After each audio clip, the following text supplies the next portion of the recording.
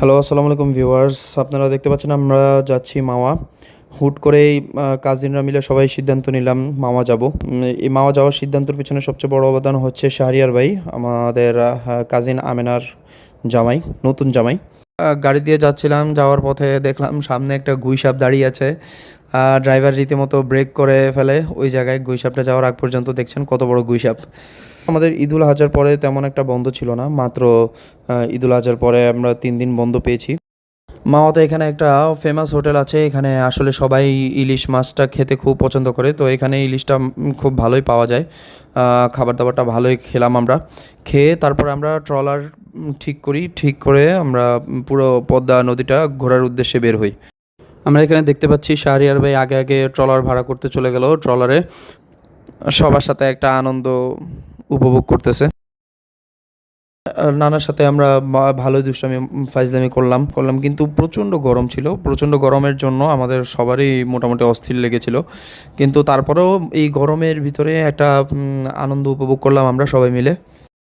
নদীর বুকে আমাদের এই ট্রলার বইছে আর নানার শুরু হয়েছে ভাটিয়ালি গান। ট্রলারটা ছাড়ার সাথে সাথে নানার একটা আবেগ এসে পড়ে। আসলে নদীটা দেখে, পদ্মা নদী দেখে, পদ্মা ব্রিজ দেখে একটা আবেগ এসে পড়ে, সেই জন্য নানা গান শুরু করে দিয়েছে।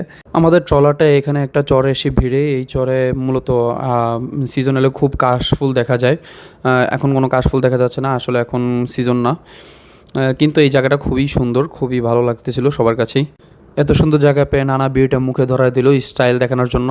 এদিকে আমার হ্যান্ডসাম আমার একটা ছবি আমি তুলতে গিয়েছিলাম, একটা ফটোশ্যুট করতে গিয়েছিলাম, তখনই আরেকটা বিশ্বসুন্দরী এসে পড়ে, আমার নানু। আমি তো ভুলেই গিয়েছিলাম, উনি তো আরও বেশি স্টাইলিশ।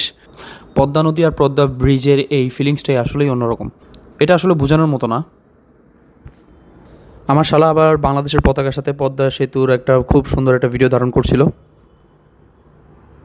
পদ্মা নদী ঘুরতে ঘুরতে বিকাল ফুরিয়ে আসলো।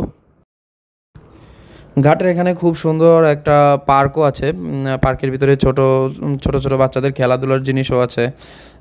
বিভিন্ন ধরনের রাইড আছে। এখানে আসার পর আমার বড় ছেলে বায়না ধরলো সেই বেলুনের এই স্লাইডটাতে উঠবে, সে স্লাইড করবে।